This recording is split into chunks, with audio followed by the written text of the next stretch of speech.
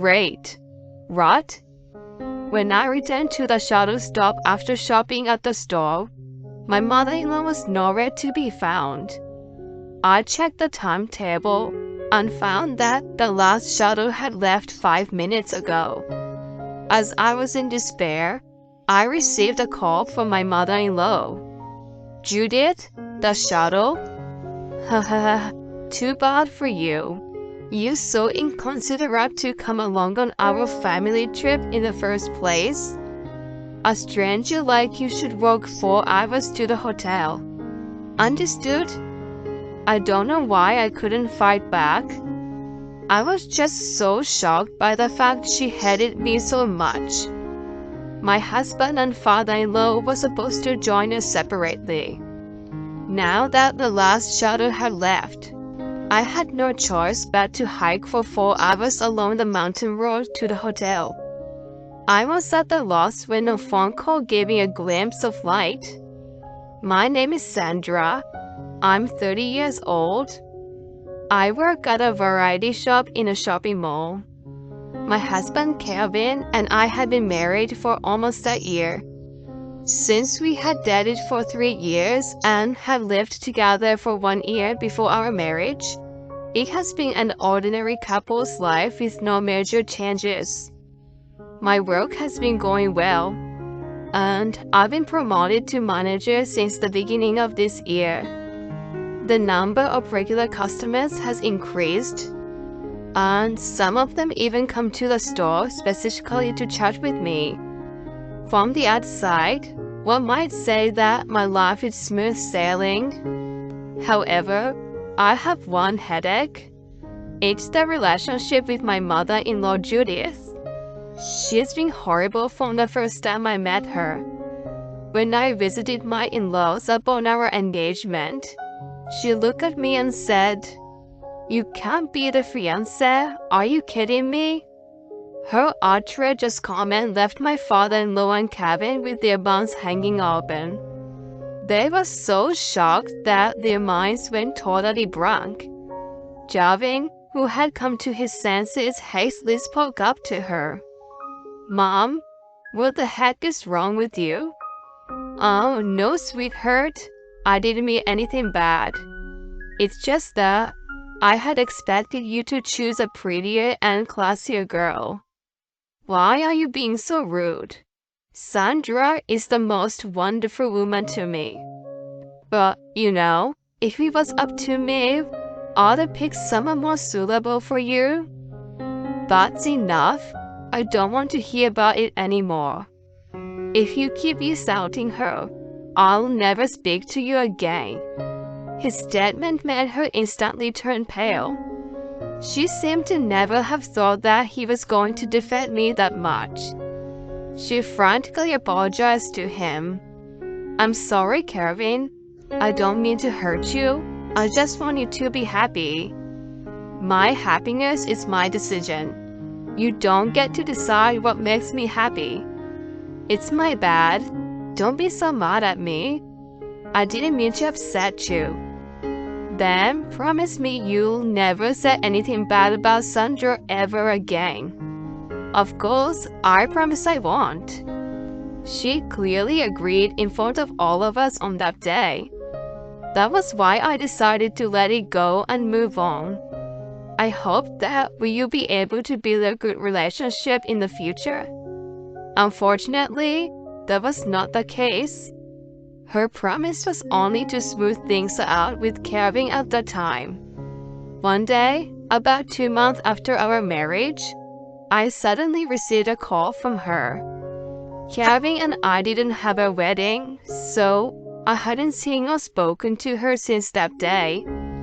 I hoped she wouldn't say anything strange again, anxiously answered the phone. "Yes, hello?" Immediately she let out a loud sigh and accused me of something. "Sandra, I hear you've been carried away." "Excuse me?" Kevin told me, "You're forcing him to do the housework for whatever reason?" "I don't mean to impose on him." "Maybe not. He also defended you and said You both work, so you share the housework. But you know what? Housework is supposed to be a woman's responsibility. I stifled the urge to ask her which year she was stuck in, and just went along with her. Taking advantage of the fact that I didn't talk back, she threw harsh words at me one after another. He's a sweet guy, so he accepts whatever is thrown at him without saying a word. If you take advantage of him, he will surely grow tired of you someday. I'm not quite sure what you're talking about. I think only he understands how he feels. How dare you? I'm his mother. Of course I know him better than anyone else. But he's never said anything like that to me. Shut up. Don't you ever talk over me. That's why people with lousy upbringing are. The memory of the day I met her came back to me. My blood rushed to my head with great force. I barely restrained myself and continued talking calmly. Well, with all due respect, you promised that you would never say anything bad to me again, didn't you? I didn't say anything bad. I'm just saying what I think. I'm hurt enough. If you just want to make an insulting call, could you please refrain from doing so? Oh dear, that's why I didn't want him to marry a disobedient girl. She was satisfied with what she had said and hung up the phone before I could say anything back. The sound of the disconnected tone echoing in my ears increased my irritation. What the heck just happened? Did she take her time just to insult me? I couldn't get over it. I was adamant to report it to Calvin when he got home. When he did that evening, I immediately brought up the matter. He looked surprised and apologetic. Seriously, I'm sorry after all the warning I gave her. Not your fault, I kinda talked back to her too. You have the right to. I'll call her now. Thanks. He took out his phone and called her right away. He was talking harshly the full time, and I could hear Judy sobbing on the other end. After about 10 minutes of talking, he ended the call looking puzzled. I'm confused. My mom kept insisting that she didn't mean any harm. She didn't, huh? Just like the last time? I mentioned to her a while ago that I was doing the housework. Apparently that prickled her nerves. That's what she said to me too, but don't worry. I cleared up the misunderstanding once again. I told her that it's our intention to share the chores, and that you were not forcing me to do it. She said she understood. I hope so. What concerned me was her excuse that she had no bad intentions. It bothered me a lot. After that, she stopped calling me, and we only occasionally visited my in-laws. Although she didn't blatantly pick on me, she tried to intimidate me by giving me a cold shoulder, bumping into me on purpose and so on. Even after a year of marriage, her attitude was still as cold as ever, but I had gotten used to it and stopped caring about her so much. Then one day, to my surprise, my in-laws invited us on a trip. Apparently, my father-in-law Dan had always wanted to go on a family vacation. But because of the relationship between Judith and me, he wasn't able to suggest it before. Since I had been paying much less attention to her, he interpreted it as a sign that we had been on the mend. He suggested that 4 of us go on a trip to a lakeside. Of course, Calvin readily agreed, but asked what I wanted to do. I had no reason to decline the invitation. I didn't know what Judith thought about it, but I thought it might have been a good opportunity for us to get to know each other better. With such positive thinking, I gladly accepted the invitation. 1 month later, on the day of the trip, we had to take a mountain road to the destination. At the foot of the mountain, there were many sightseeing spots which I was looking forward to visiting. Kelvin and Dan, on the other hand, decided to go hiking in the mountains. Since Judith and I weren't so fit, we inevitably decided to go separately. Kelvin asked me if I would be okay, but I didn't suspect she would do anything to me during the trip. I assured him that I would be okay, and we parted with a smile. As I thought, Judith never harassed me after we became alone. Sandra, look at this glasswork. Isn't it so beautiful? These pastries look delicious. Let's buy some for later. I read that this variety store is famous. Since you work in the same field, you must be interested. As if our previous relationship had been a lie, she was very proactive in interacting with me. I was so pleased with her that I had a smile the whole time. To be honest, I wasn't keen on being alone with her, but it turned out to be great, and I was moved. I let my guard down without knowing what awaited me later. It was almost dusk when we finished sightseeing. We were going to make the last shuttle that Judith had checked in advance. When we arrived at the shuttle stop, Judith looked at her watch and muttered we still had 10 minutes. It would take almost an hour to get to the cabin going up the mountain road. I was thankful for the shuttle service. Kelvin and Dan were going directly by car. While Judith and I waited for the shuttle to arrive, she apologetically asked, "Sorry to ask, Sandra, but can you go buy me a drink? I'm a little thirsty." "Sure, what would you like?" "I would like a tea, not too sweet. I'd also like some snacks." "Okay, I'll be back." I took my wallet and my phone and headed for the convenience store a short distance away. 10 minutes would have been enough time. I picked out some snacks that I thought she would have liked and paid the bill. But then when I returned to the bus stop, she was gone. Wait, what? I hurriedly checked the timetable and found that the last shuttle had left 5 minutes ago. As I was in despair, I received a call from her. "Judith, the shuttle?" Her high-pitched laughter cut me off. I was bewildered. Not knowing what was going on, I shook her off and said, "Too bad for you.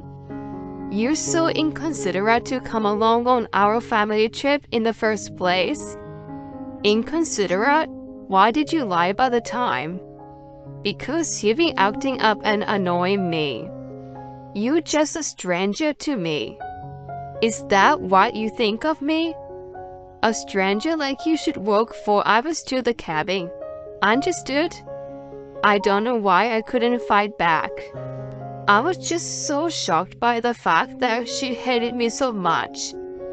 At that moment, I felt sadness and an inexpressible anger well up inside me. How dare she? What did I do to deserve this?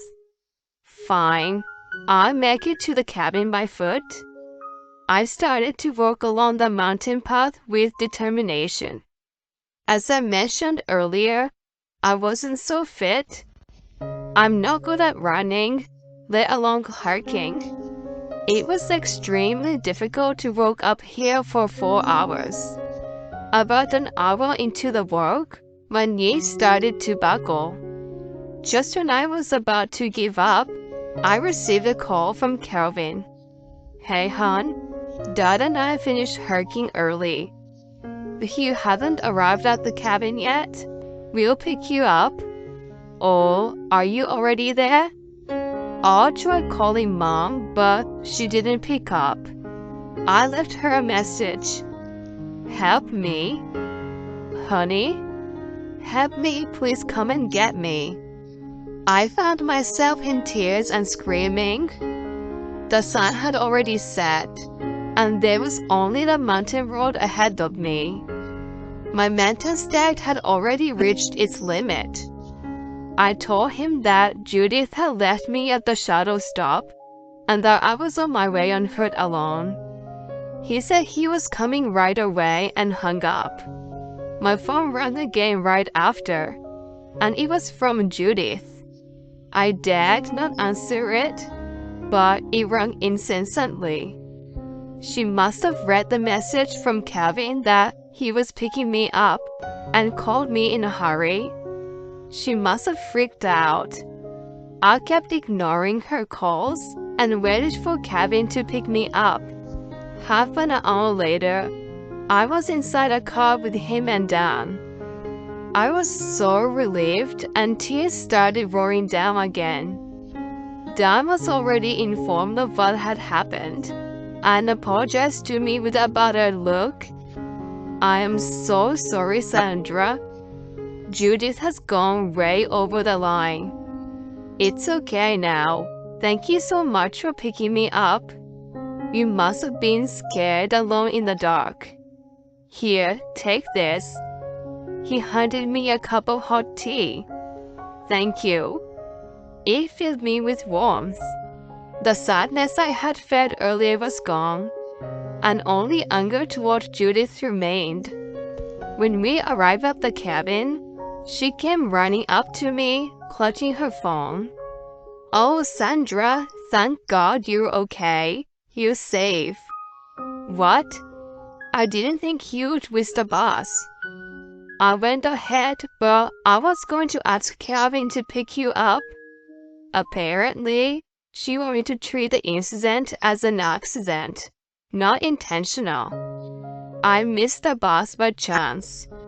That was what she was going for. Unfortunately for her, I had already told the others everything.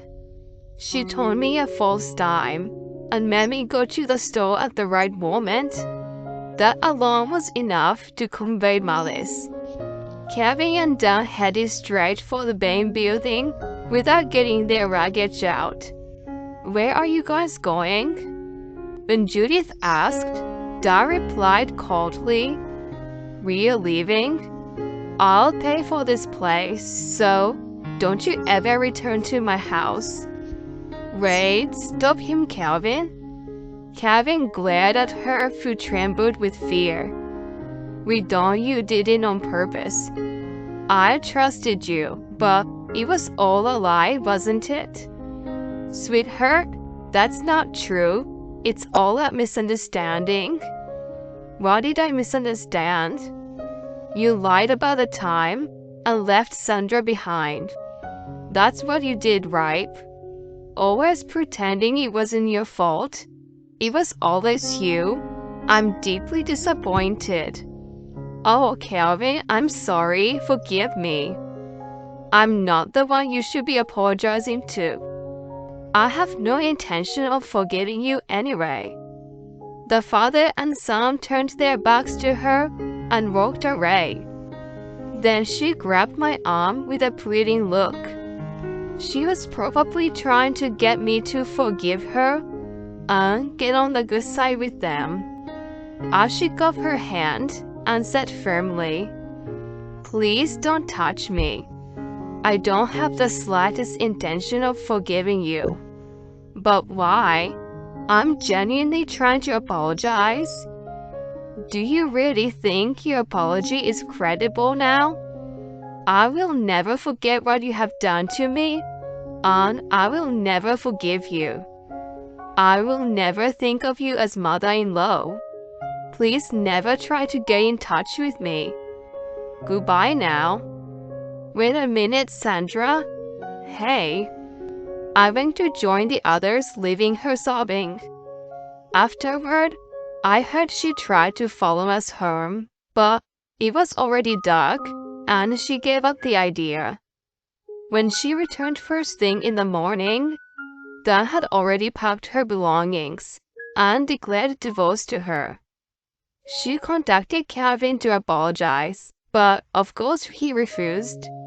He has no intention of seeing her again. She has been cut off from her family, who have been together for many years. I wonder how she will live in her own from now on. She will probably have to face the harsh reality. But it doesn't matter to me anymore. That day, she had already ceased to exist in my mind. I can only thank Calvin and Dan for believing my words and helping me. From now on, I am going to build an even better relationship with my real, trustworthy family.